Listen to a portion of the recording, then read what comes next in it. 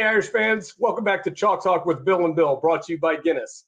I'm Mike Sullivan from the Notre Dame Alumni Association, and we're so glad that you joined us here today for what will be a great hour of analysis and preview before the big game between the Fighting Irish and the Clemson Tigers.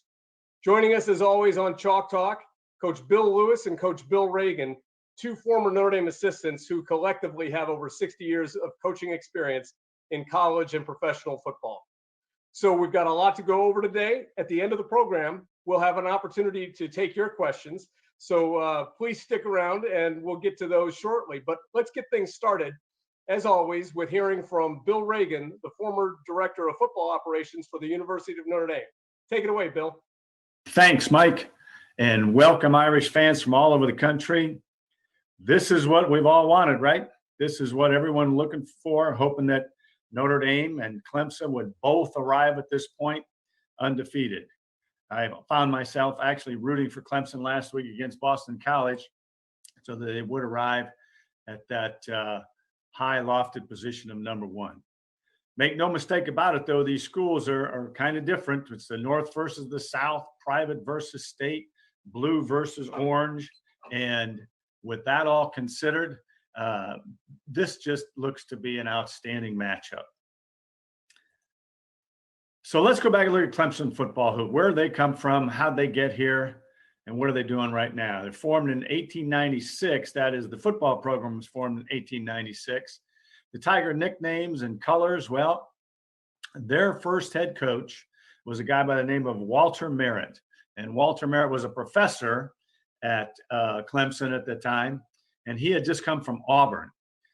So he gave the players the opportunity to choose the nickname and the colors for the Clemson football team. And Princeton had just been the national champions the year before, and these students, evidently not being very creative, said they wanted to be the Tigers, and they might have been influenced a little by Walter Merritt too, coming from Auburn and kind of lending the Tiger nickname to the Clemson football team. The other thing he did coming from Auburn is he had worked with the football program there. Clemson had no uniforms. So he borrowed Auburn's uniforms, which of course were orange and blue, and brought these practice uniforms and gave them to the Clemson players. They went through several washings as practice uniforms for Auburn. So when they arrived to Clemson and going to their first football game at Furman, the colors had kind of faded a little bit, especially the blue color, which looked more like purple, and those became the Clemson colors, orange and purple, which they call regalia. Thought you'd like a little bit of back story there. So the Clemson football team has had only 4 losing seasons in the last 40 years. So this has been a good football program for quite a while, even though we've only heard of them really on the national level for about the last 10 years. College Football Hall of Fame, they've got guys there, coaches, John Heisman, we just heard about him last week from Georgia Tech, right? In fact, he left Clemson to go to Georgia Tech. Jess Neely, Frank Howard, who was longtime head coach at Clemson. You've probably heard of Howard's Rock, which is the rock that the Clemson players touch on the way down to the field. And Danny Ford, who brought him a national championship. So some other traditions, they got a lot of traditions at Clemson, but one in particular for this week, back at their stadium, outside the stadium, right next to it, and of course their stadium is nicknamed Death Valley, right? They have the graveyard. Now at the graveyard, they only establish tombstones for wins versus ranked opponents on the road. So on the road, ranked opponent, Notre Dame is that. So if they win, they're coming back and have a gravestone established to Notre Dame. Not the way you want to be honored at one of your competitors. They do have 3 national championships. Danny Ford brought them one in 81 and, of course, in 16 and 18 just recently. They've been in the college football place. I find this really, really remarkable, as competitive as football is at the collegiate level. The last 5 years, the college football playoffs were only established in 2014, and they've gone 15, 16, 17, 18, 19. Clemson this weekend is seeking the highest ranked road win ever. So there's a few things that are unique about this game. Under Dabo Swinney, Clemson has seen a huge commitment to football. And I've got just a few indicators with that. If you're like me, you like pictures. This is their Allen N. Reeves football complex.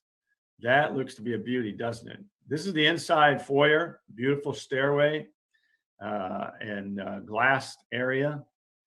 This right next to it, that's right next to the stairway, they've created an indoor replica of the hill coming down to the football field in the stadium. As you can see depicted in that mural on the wall there of the players running down the hill into the stadium. Quite a different little inside architecture piece. This is a picture of a meeting room. This is just for running backs. And so there are several other rooms just like this for the other positions to meet in. Quite nice. Everybody's got their state-of-the-art weight room, right? But not necessarily everybody has the bowling alley and pool room also in that same building. So they've really upped everything that they do. You know, if you can't give kids money outright, you got to have things for them on campus. And Clemson certainly does. There's no, it's not a miracle. It's not a surprise that they're getting all these great, great athletes. So the Irish and the Tigers, what's their history? Not much, right? But it's been kind of dramatic. So 1-3 versus Clemson. It's one of the only schools, one of the very few schools that Notre Dame has a losing record. So that would include at the FBS current Division I, Florida State University, Michigan, Nebraska, OSU, Georgia, and by OSU, I mean Ohio State, Georgia, and Oregon State. They also have one loss to Connecticut and Tulsa. We only played them one time and lost to each of them. And going back a ways, they also have losing records to Tulsa, Great Lakes Naval Station out north of Chicago, and my favorite, Indianapolis Artillery. So first game in 1977, the Irish took home. They visited Clemson. This was a contract, a 2-year deal that Moose Krause put into effect back in 1977. And Notre Dame came away with a 21-17 victory, which was one of the many fourth quarter comebacks led by Joe Montana. In fact, Joe Montana scored 2 touchdowns in the fourth quarter to bring the Irish from behind. 2 years later, however, the Tigers made their only trip to South Bend and came away with a 16-10 victory.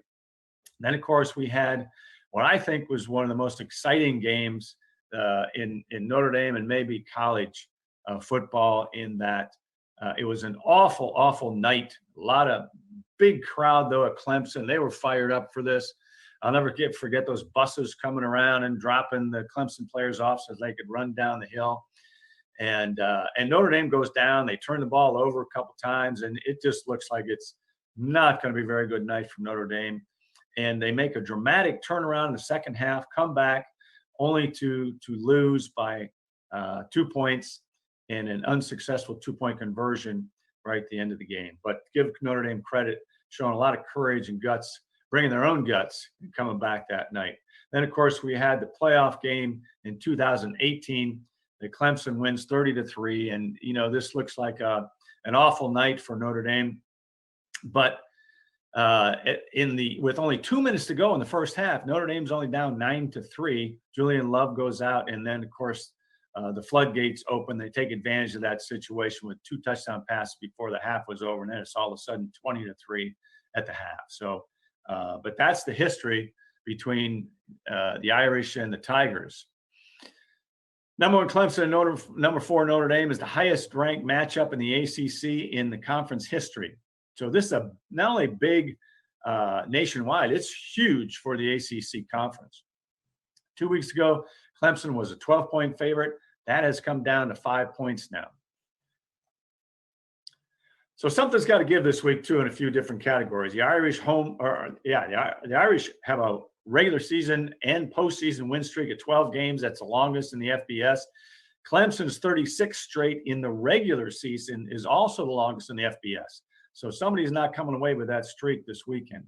Notre Dame's 22 straight home game wins is second only to Clemson. So if they're going to keep going and get more than Clemson, they got to beat Clemson to do it. Ian Book's winning percentage as a starter at 26-3 ranks second only to Trevor Lawrence. So it's too bad Trevor Lawrence won't play this week and give Ian Book a chance to take over the lead in that category. Ironically, and I just put 2 and 2 together with this yesterday, both teams gave up fumble returns last week of 93 yards.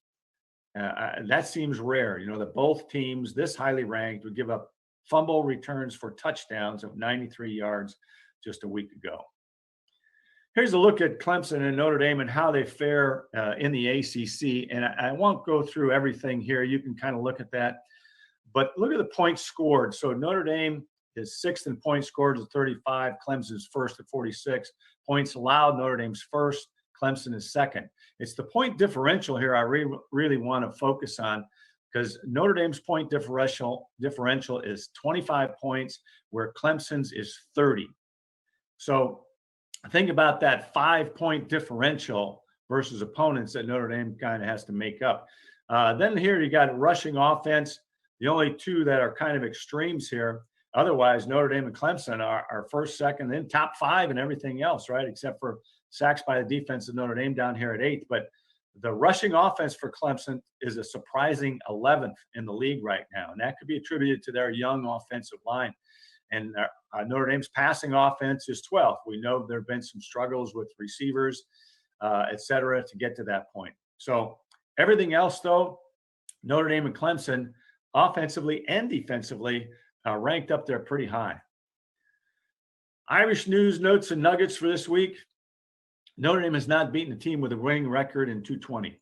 Did you realize that? Not one team that Notre Dame has beat this year has a winning record.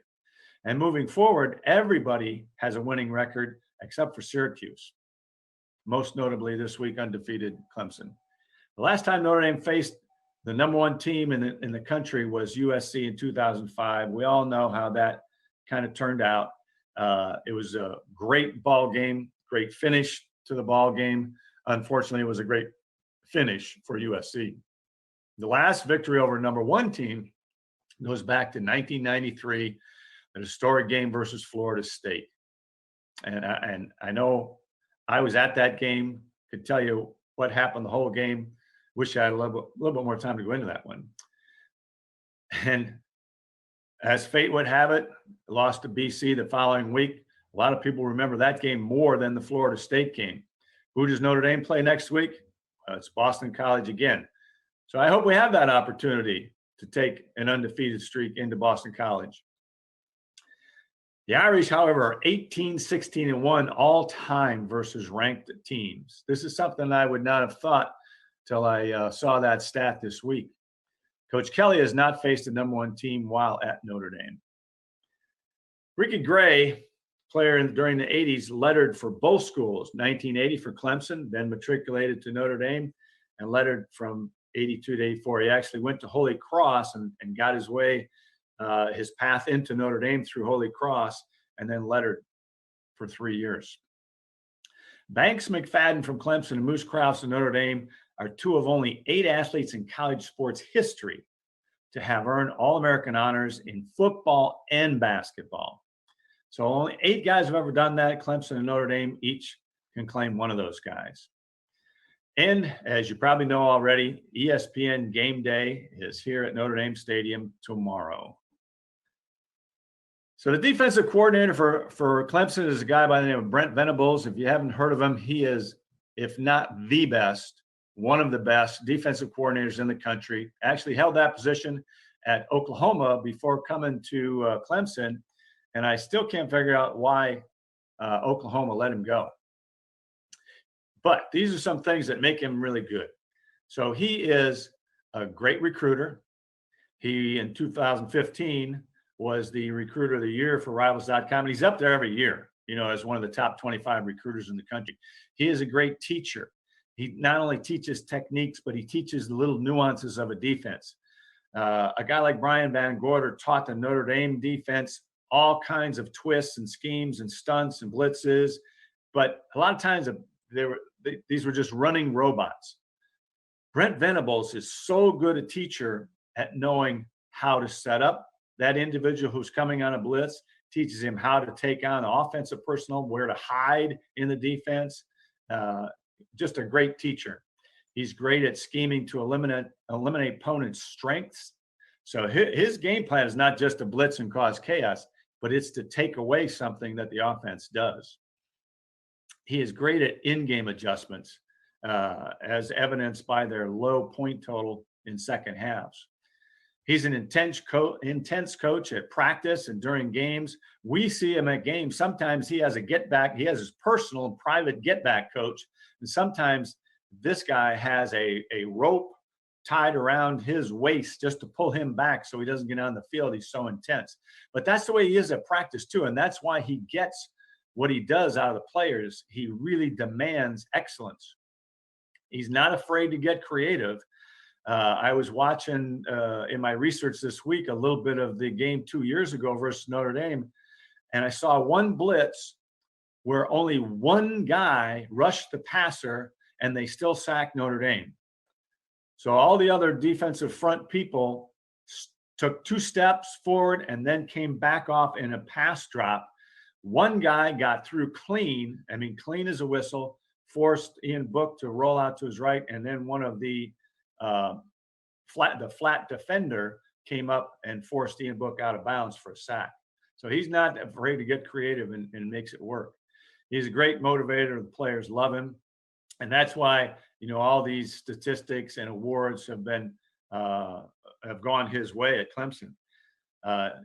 They've been in the top 10 defensively for the last 6 years, 18, 19, 16 straight games. They allowed 20 points or less. They led the nation in scoring in 18. They led the nation total defense in 14. Led the nation tackles for loss in 13. In 2018 set a school record for 54 sacks and currently have 21 defensive players in the NFL. That's some recruiting and some getting them to play. He's got them to play well. So, but this year, this week, it might not be the same old Clemson defense. They got 8 new starters this year. They're a young defense that makes mistakes, especially early in games. Potentially missing key pieces to the defense. I think we're pretty sure these guys now will not play. I've been following up on this all week, and I think we can say, but I want you to watch for these numbers tomorrow just to see if they even show up on the sideline. The best defensive tackle, Tyler Davis, missed 2 games. He's not supposed to travel. Their defensive end, Justin Foster, he is their best defensive end. He hasn't played yet this year, okay? Their linebacker, James Skalski, he's the heart and soul of this defense, really makes it click, calling out checks and everything. He is not supposed to dress tomorrow. And the other linebacker, Mike Jones, is questionable and ruled out as well. Now, one of the guys who are going to take their place is Jake Venables, the coach's son. So I expect to hear his name called a lot tomorrow. Both Jones and Davis will be replaced by freshmen. However, as I'll tell you in a second, one of those, they're both pretty good. What can we expect from the Clemson defense? Well, this is what we're going to get. They're going to line up in a 4-3 and a 3-4 or a 3-4, and they're going to cause chaos. They're going to blitz almost 50% of the time. They're excellent at run blitzes. They're very sound at blitz and pass responsibilities. And one of the things they do there is when they blitz, a lot of times the offense, if they're good at check downs, they'll find an open guy in a short flat or check over the middle, and that guy can still get yards for you. They are so sound that very, very seldom are you going to find a hot receiver even open, which causes even more problems for a quarterback. They like to find mismatches in pass protection. So running backs and tight ends, if a tight end is staying in the pass protect, they are live game for him, and he's going to scheme just to attack those guys. We saw last week where I think it was Williams kind of got run over in his pass protection. So beware the blitzers coming at the running back or tight end who aren't as good at pass pro. They really don't have a dominant pass rusher this year, but they're still third in the nation in sacks per game. So they're dialing up, and they don't care who gets the sack as long as they're coming across causing problems. Havoc causes turnovers. So they have 13 takeaways this year because of their havoc and pressure defense.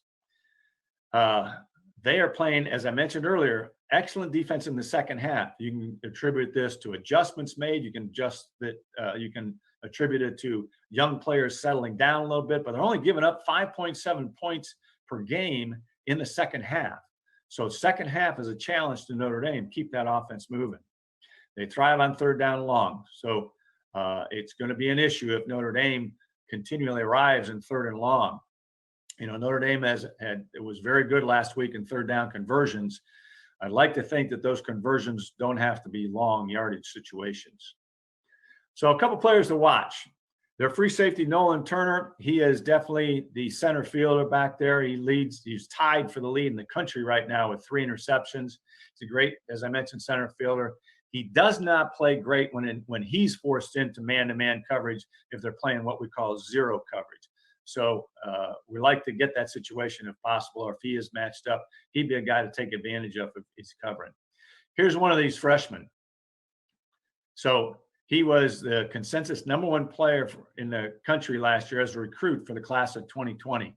So he's thrust into the starting job, and it's a role he's physically ready for.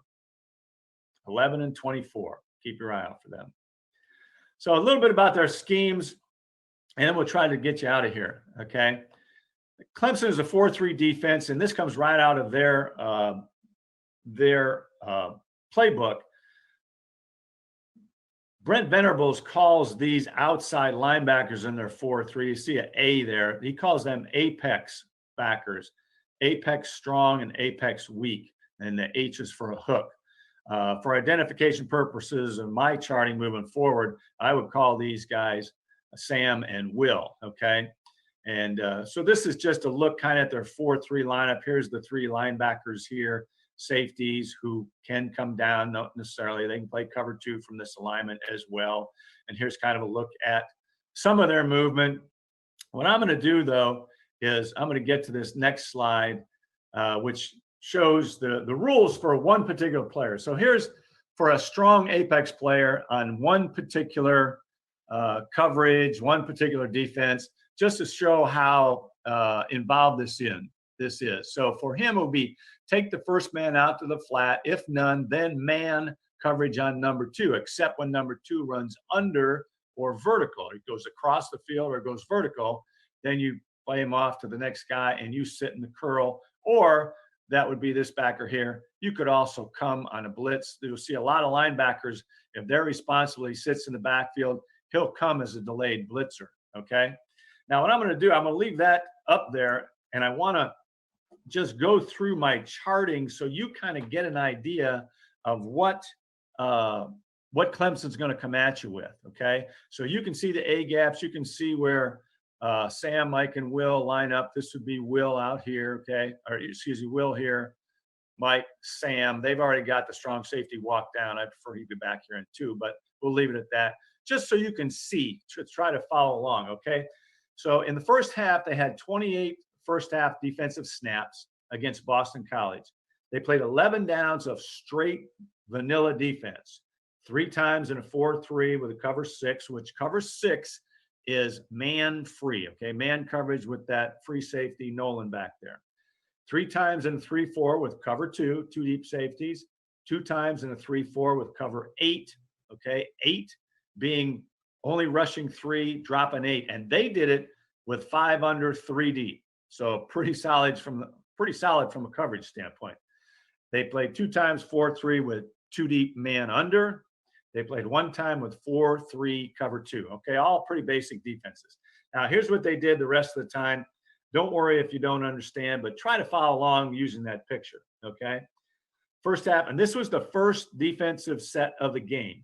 4-3, Will at D, nose and tackle twist. Mike delay at A with a cover 6. Okay, now that's a lot to come at you with the first play of the game, and you don't see much of that kind of activity.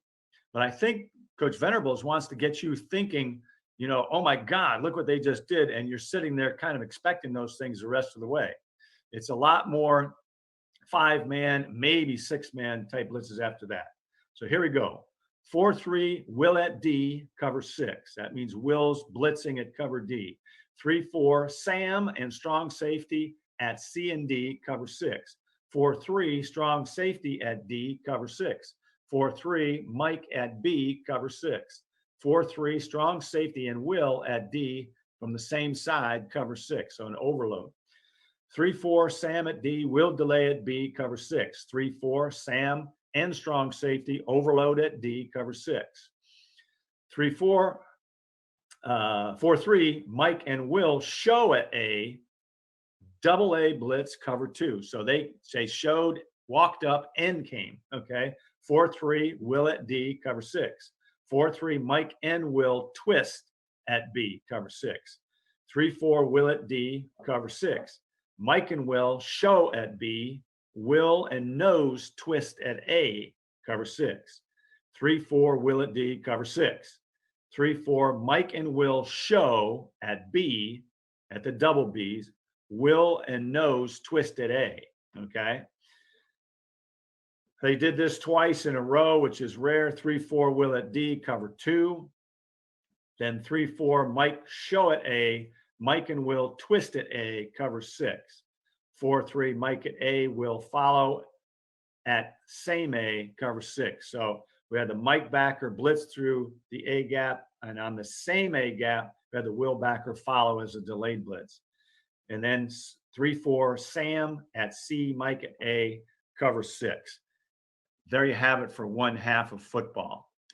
So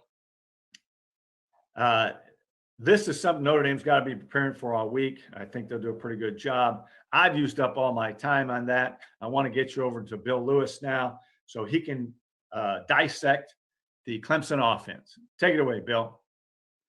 Thanks, Mike and Bill. And as always, welcome to Chalk Talk. This week, as I began preparation, I thought that this being our 12th year, in the past, we did only home games. No away games, no ball games, and no playoff games. And of course, this year now we've decided to do it every week, and this is the 7th game that we've done. So through all those years, we've done a lot of Chalk Talk. And this is my opinion, that this week, this is the most important game that we have ever had to prepare for. And why do I say that? Number 1 in the country is playing number 4 in the country. All right. And at stake is a possible playoff position at the end of the season. And we've never had that situation before. And so what I'd like to do is I want to share with you at this time some of the notes that I've made during the week. Pardon me, I'm going to read some of them to you so that I get them correctly. But what I want to do is I want to emphasize a couple of their key players that are going to have a real effect on the Notre Dame defense and how the Notre Dame defense will be working to defend these particular players. So let me start with their running back. He's a fellow that his name Travis Etienne, and he is in his senior year. And this past Saturday in their game against Boston College, Etienne broke the all-time ACC rushing record. He rushed for 4,644 yards. The record that he broke has stood for 42 years. And if we were meeting in our meeting room there on campus, I would ask for a show of hands of anybody that knew whose record he broke. And since I can't do that, I'll share with you that he broke the record of Ted Brown at NC State. As I mentioned, in 1972, he rushed for a career of 4,602 yards. This record breaker, Etienne, wasn't even born at that time. And I'm not so sure that if he even knew whose record he was breaking last Saturday, but he is one heck of a football player. And I think you're going to see he's a rusher, he's a pass catcher, and he's a pass protector. And use that old term, he's got a triple crown type of player. But then let's move on to one of the real significant things that's happened to Clemson. At their quarterback position, they're going to play without their starting quarterback. All right, Trevor Lawrence. He is in the second week. He missed last week's game against College. He'll miss the game here Saturday night against Notre Dame due to the COVID protocol, and he will not pass all of those situations until after the game. So we talk about he's going to be replaced. He's going to be replaced by a young player. But let me just mention one thing. You know, the name of the game in football is it's a competitive sport, so it's all about winning. Trevor Lawrence, as Clemson's starting quarterback through this season, won 35 games and lost just one. As a freshman, he was 15-0, and they were national champions. As a sophomore, he was 14-1, and his only loss was against LSU in the national championship game. And he starts out his junior year, he's 6-0. So now, and by the way, as you know, you look back at ETN, he's a senior. His record, 48 wins, 3 losses. Some pretty impressive statistics.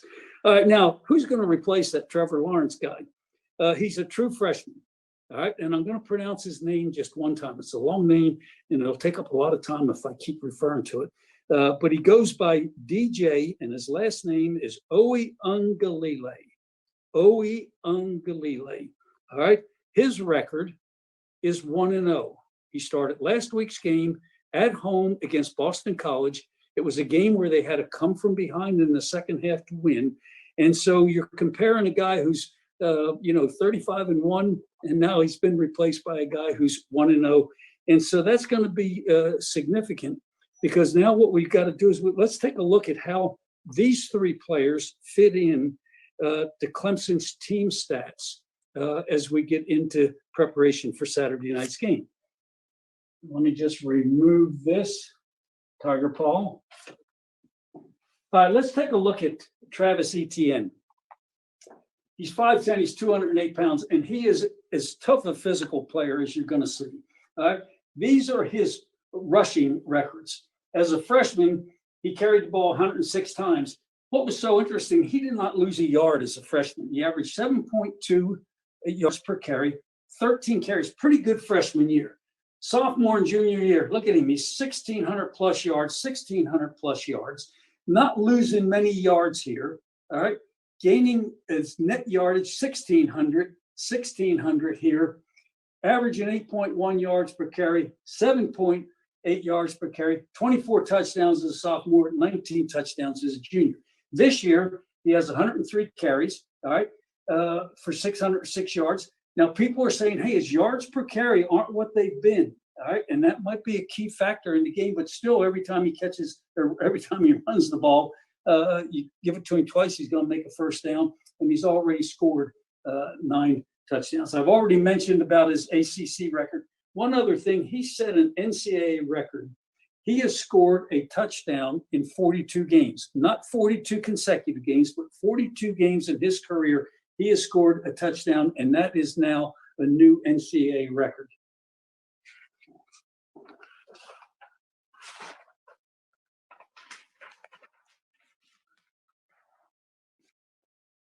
All right, let's look at what Trevor Lawrence has done as a quarterback. And of course, now he's going to be not playing. So let's look at what he has done. As a freshman, he threw for over 3,000 yards. Look at his yards per attempt and yards per completion. He throws 30 touchdowns as a freshman, true freshman, and only 4 interceptions. Now you look at his sophomore year again, well over 3,000 yards. Real good numbers here, 36 touchdowns, 8 interceptions. All right. As a junior this year, he's already thrown 191 times for 70% completion record. He's got over 1,800 yards, a good yards per attempt, yards per completion. He's thrown 17 touchdowns, only 2 interceptions. As you look at the total, this number just it's boggling to think that a guy can throw 83 touchdowns and only have 14 interceptions. All right. And so this is what they're going to play without. What are they going to play with? Here's number 5, DJ, 6'6", 215 pounds, Lawrence. DJ's 6'5", 240-pound true freshman. They obviously like big quarterbacks at Clemson. He has thrown 60 times, 70% completion, so he's doing a good job of getting the ball completed. Pretty good numbers as far as yards per attempt, yards per completion. He has thrown 2 touchdown passes, no interceptions. So he's off to a good start, but he has only played that one game, a home game. It's going to be a little bit different playing on the road with all of the things that I mentioned are involved in this game. So it's going to be interesting to see how this young man competes. Now let's take a look at all of their rushing stats. 201 rushes this year. ETN has a half of them, all right, which means that half of their rushing attempts, there are other running backs, and Clemson's very easy philosophy is let's keep fresh legs always at the running back position. All right. The other 2 guys you'll see just from a numbers reference, if you see number 21, 23 on the field, these guys are doing half of the yards as far as carries and pretty much half of the rushing yards. All right. ETN, 103, 5.9 per carry. So you only have to give it to him twice, and they're gaining 12 yards. He has 9 touchdowns, and his was the long running touchdown for the year 72. Their quarterbacks are a big part of the running game. They've had 52 carries, all right, for 4.8 yards per carry, 7 touchdowns, and this 30-yard long run belongs to DJ. Last week, he ran untouched 30 yards for a touchdown, and I'll show you the play that he did that on. But he's averaging 5.43 per carry. He has scored 3 touchdowns, okay? Their wide receivers catch the football. They don't run it often. They had 2 jet sweeps.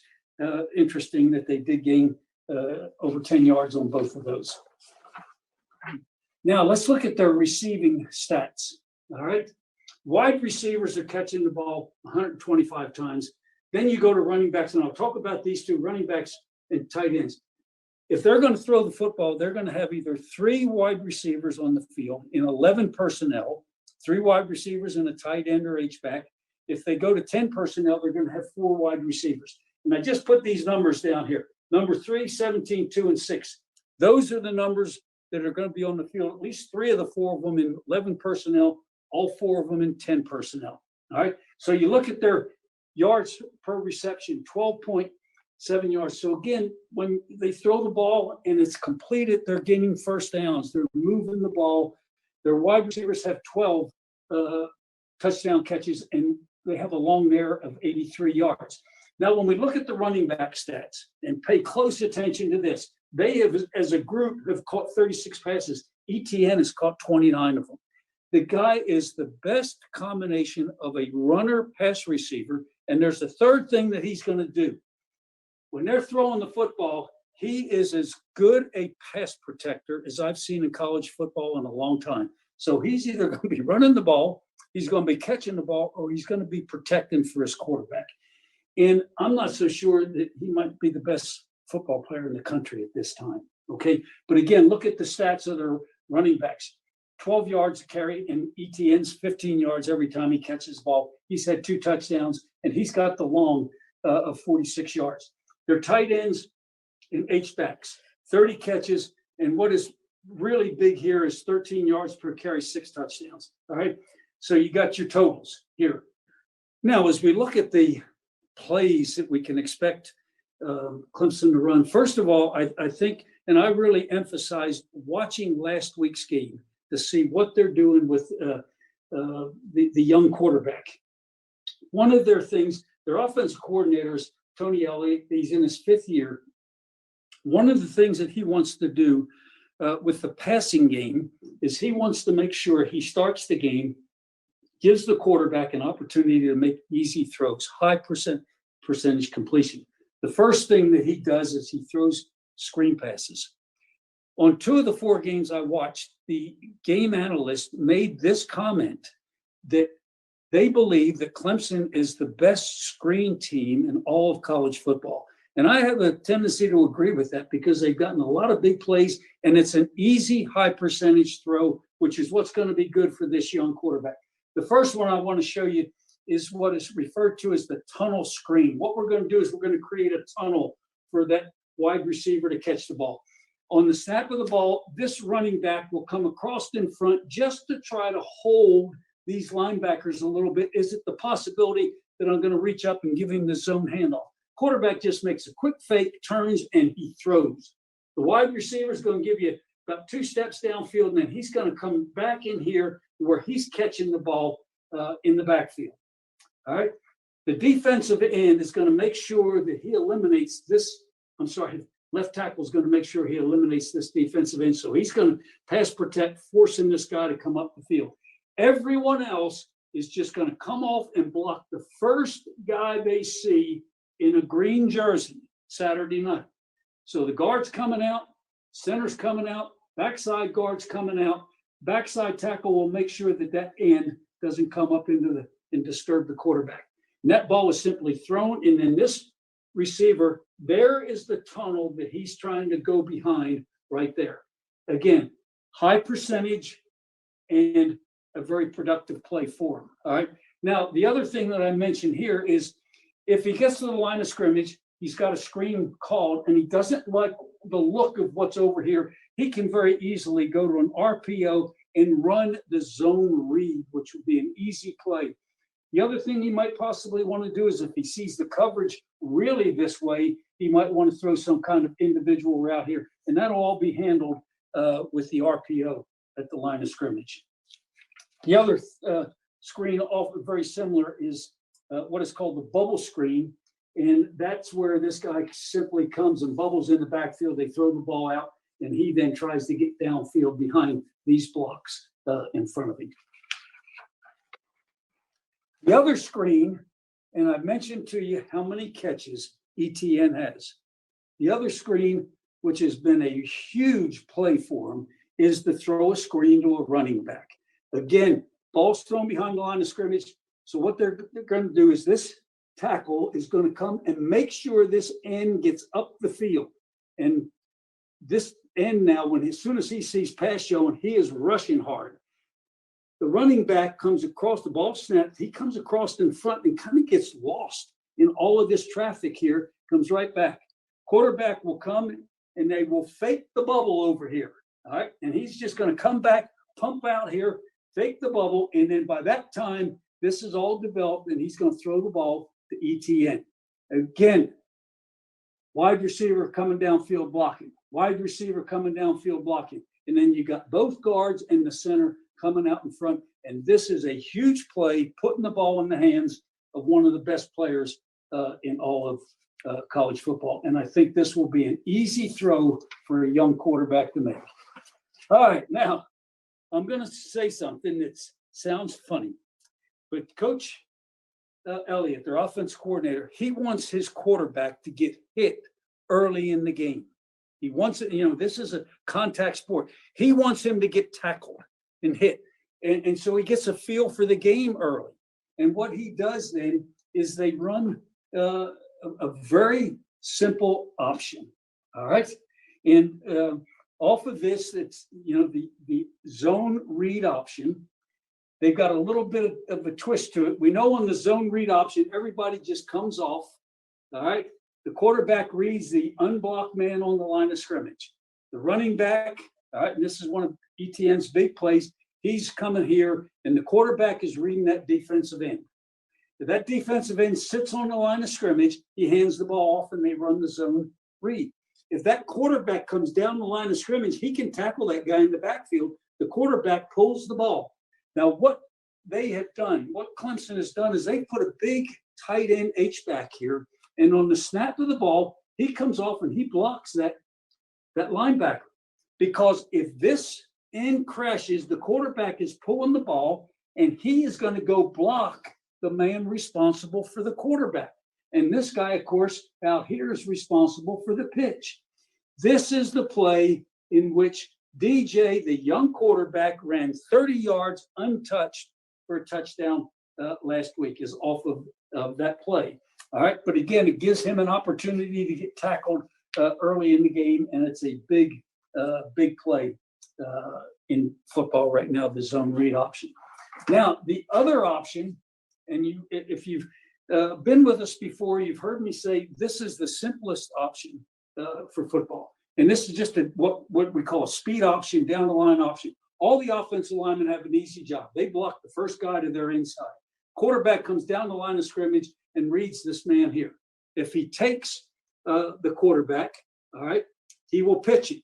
If he is somewhere lost in here, then he's going to come and he's going to take the ball. This, again, is a huge play where ETN has had some big plays here, and also their quarterback has had the opportunity to run the ball. So, again, option football. Let the quarterback become involved in the running game. Let him get tackled and so forth. And this is something that's going to be a very big part of their offense. All right, now let's look at what we're going to complement the option game with. We're going to complement with power plays. Remember, power play, my definition of a power play is from the offensive tackle down, everybody blocks the first man to their inside. And then what we're going to do, and this is what's going to happen here, this tackle's coming off, and then someone is going to block or kick out the first man outside of that down block. So they're going to try to create a wall right here. This guard is now going to just simply step out and block that defensive end. They've got their tight end or H-back. All right, he will be able to now come and get a big body on the Sam linebacker, and the backside guard will lead up through the hole. So you got a block down, you've got a kick out, you've got good security out here, and you got that backside guard leading up through. Quarterback takes the ball, simply hands off to the quarterback. There's no read or anything. It's a call power play, and then he will continue down the line of scrimmage. They've used this some with motion, and they snap the ball here. They can run the jet sweep, or again, what is happening? What happens when a guy goes in motion from one side to the other? This is something that the quarterback and your offensive coordinator is looking at, so they have an idea of what they can expect when they put this guy in motion. And again, we've got everybody blocked out here on the edge.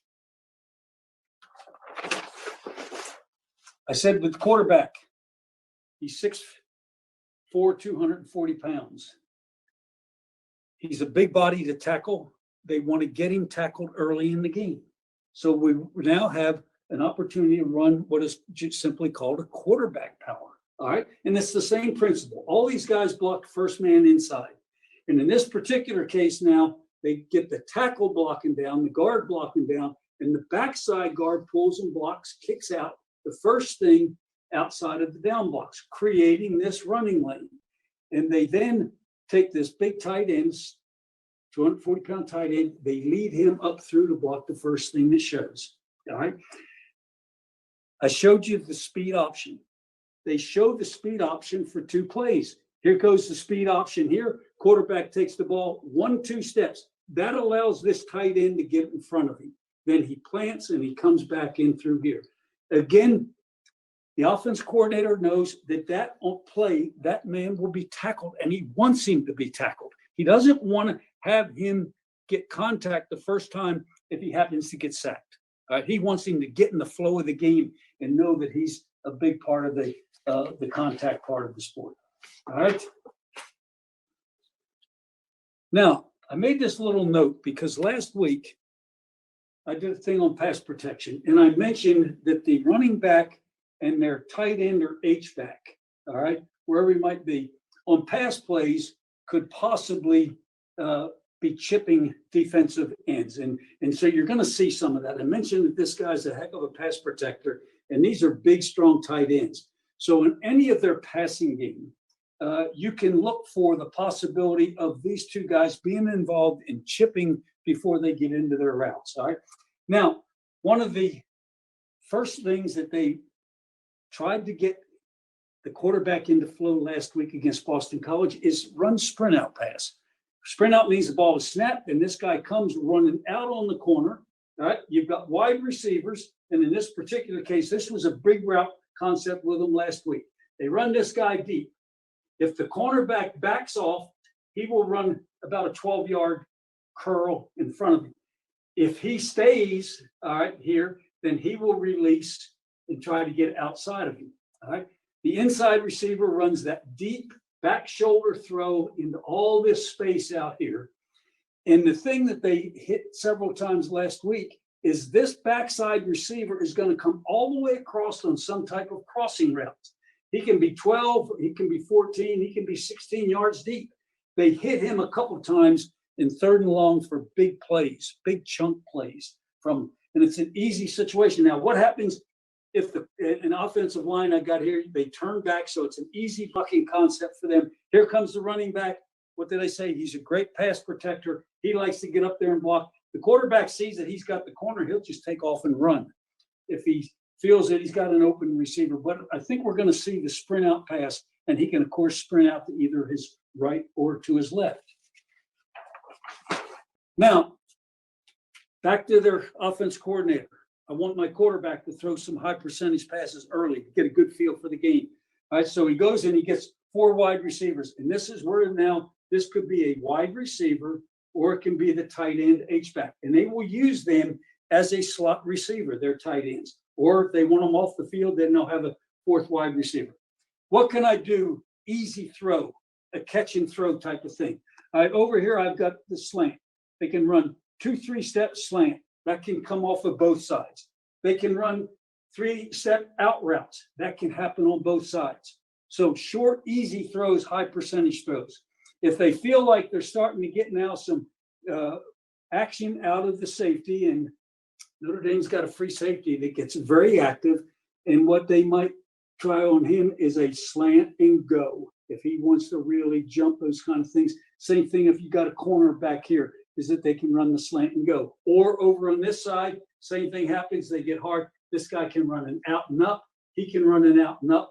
And then what the tight end likes to do is he likes to come and he likes to go inside like he's running a quick in cut and then reverse it back out here. So these are going to give the quarterback a chance to high completion. If it is the slant and go or the out and up, he will come back quick, pump like he's thrown it here, reset, and then throw the ball deep.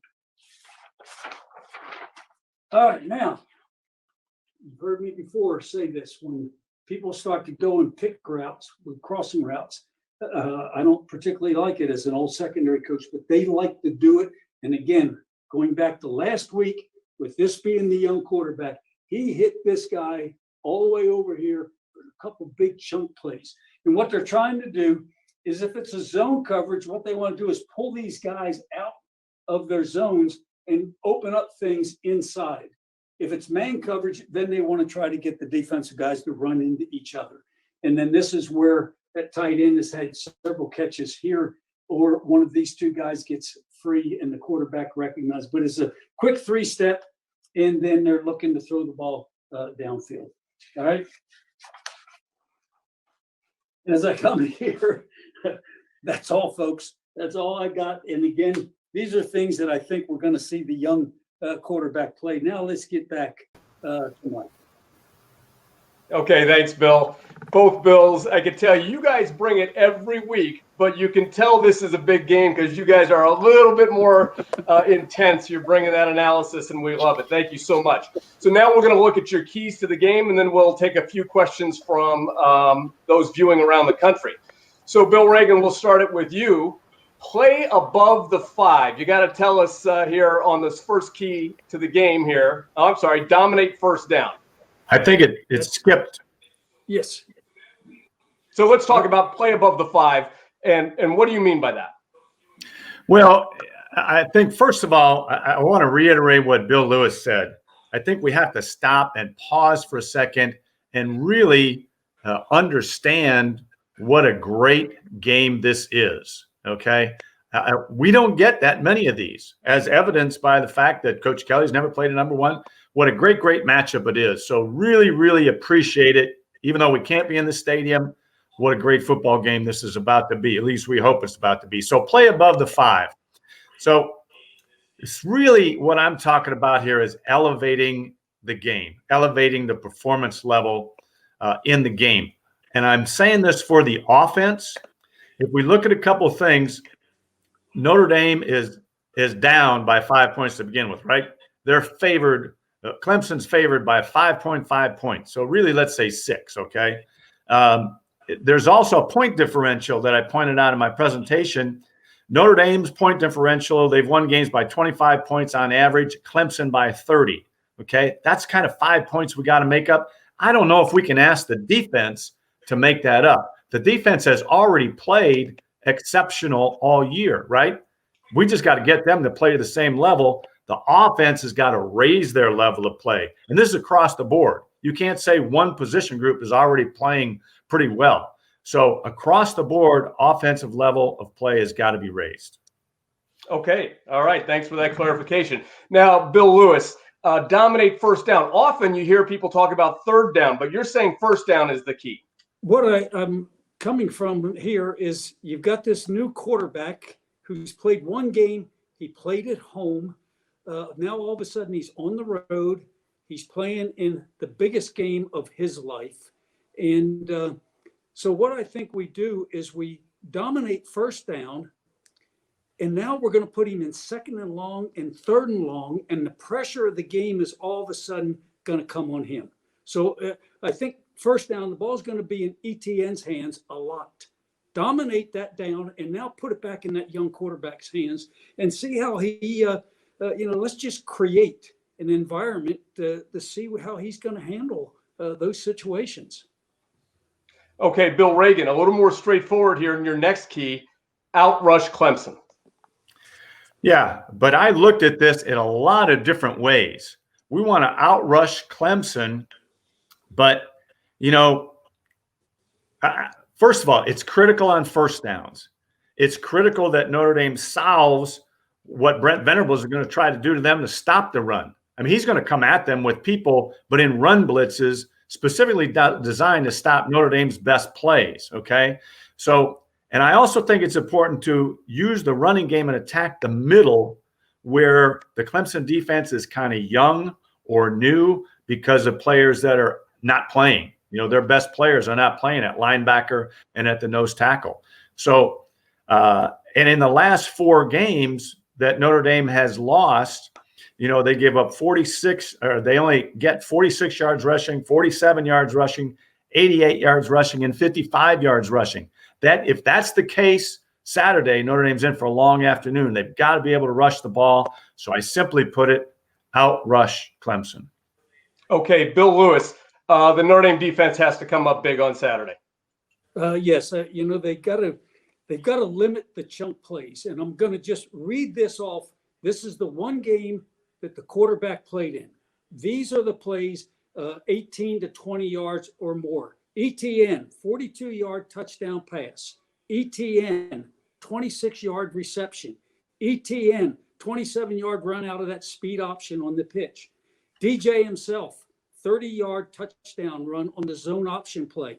And then they had 4 different receivers have a catch of 18 yards or more. So you've got 8 chunk plays in the game. And they struggled a little bit in the first half because they couldn't get those plays. They dominated the second half because their defense raised the level, as Bill mentioned, and then their offense really relied on the big plays to get them back into the game and get them back to eventually win the game. Okay, Bill Reagan, tell us more about be on time. Well, this is what our parents and teachers and coaches have always taught us, right? Be on time. I counted 14 times last week where Ian Book does not throw the ball on time. Now, why is this? It could be protection. It could be a poor scheme against a coverage that's meant to cover that particular offensive route scheme.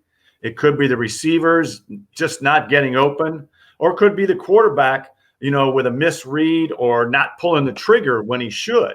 We've seen times where Ian Book doesn't pull the trigger, but it's so important to be on time. Okay. And those 14 passes last week that he did not throw the ball on time, they ended up in sacks, scrambles, and sometimes those were productive scrambles, where we got positive yards. But I always get nervous when a play doesn't go the way it's supposed to go. Okay.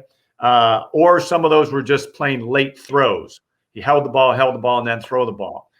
I think if the passing game is going to be successful this week, they got to have that rhythm. They got to throw on time, get the ball out to receivers within the scheme of the patterns. Okay, Bill Lewis, there's always a handful of plays that decide big games. Win the 5 plays. All three of us who are pictured on the side are former coaches, and we've all been through that situation. First of all, I think this is going to be a close game, possibly decided on the last possession of the game, either way. But when we are in those kind of games, the day after, as the coaching staff looks at the tape, if they lost the game, you'll hear this so often said, there were only 5 plays that they made positive things happen. We lost this game because we didn't make the critical 5 plays we needed. If you're over in that other staff room watching the winning team and the coaches and listening to the comments, they say, wow, it was those 5 plays that won the game for us. I think this game is going to go into the fourth quarter. I think it's going to be decided in the fourth quarter, and it's going to come down to just a couple plays. One team's going to make them, and the other team is going to either not on defense or on defense stop them when they had to. I think it's going to be that kind of game, and we haven't seen one of those in a long time. And as Bill mentioned, this is so exciting that we've got a game like this right in our own backyard. Okay, we're going to take a few questions from the viewers, but I want to ask you guys very quickly, is this the game for Notre Dame to win? Is this the game that has to be played in the 20s? Can Notre Dame win a game in the 30s? What's your sense of where the range of the scoring has to be for an Irish victory? Bill Reagan, why don't you start? Well, Bill and I talked about this the other day. I think he's got a few more points being scored. I look for this game in the low 20s. I just see the defenses playing that well, and with a freshman quarterback starting for them, I think, this game will catch up to him a little bit, as opposed to the Boston College game. He didn't even have time to think last week. And yet, even with the shortcomings I mentioned on the Clemson defense, I think Notre Dame will struggle to score points. I just hope that they're a touchdown or field goal better. Okay, Bill Lewis. Well, as you listen to scores on Saturday night, there's more points being scored in college football than any time in my memory. And so I just think the same is true. You've got 2 really good offensive football teams in this game. You've got some question marks certainly on the Clemson defense and so forth. I just look for it to go into the fourth quarter. I think there's going to be, in the range of a 31-28 kind of game and so forth. This is, and coming down to who has the last possession of the game. And it's kind of keeping in trend with what's happening all over the country in college football. Okay, should be great. Let's take a few questions now. All right, Brent Venables, top defensive coordinator in the country, arguably. What can our offensive line do to handle all that pressure that you talked about, Bill Reagan? Well, certainly they've been practicing all week trying to scheme those protections against them. But it's going to be different Saturday night. So, and the first quarter is always rough for a team that tries to cause chaos against you. But I think these veteran players, I think they're going to settle down after a little bit. And I think their physicality is what I'm looking for to take over.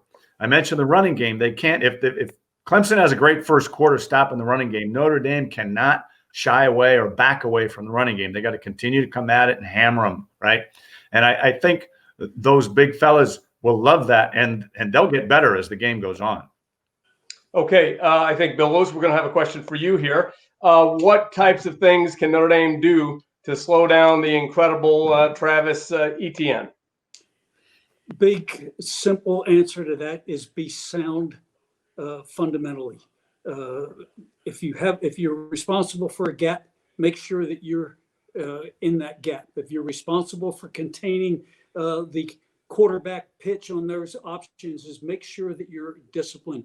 And I think that leads into your defensive game plan being a very simple one. Let's not ask these guys to do a whole lot of things. Let's ask them to do a few things and do them very well. But it comes down to just the fundamental soundness when you're playing against a team that has the potential offensively that Clemson has. Okay, guys, thanks again. Wonderful analysis of the game. And I know we're all going to be watching tomorrow night as the Irish knock off #1 at home once again. We're going to come back on Tuesday with Chalk Talk Rewind. We'll take a look at these keys to the game and see how we did with your analysis. Until then, for Bill Reagan and Bill Lewis, I'm Mike Sullivan for the Notre Dame Alumni Association. Thank you for watching, and go Irish. Go Irish. Go Irish.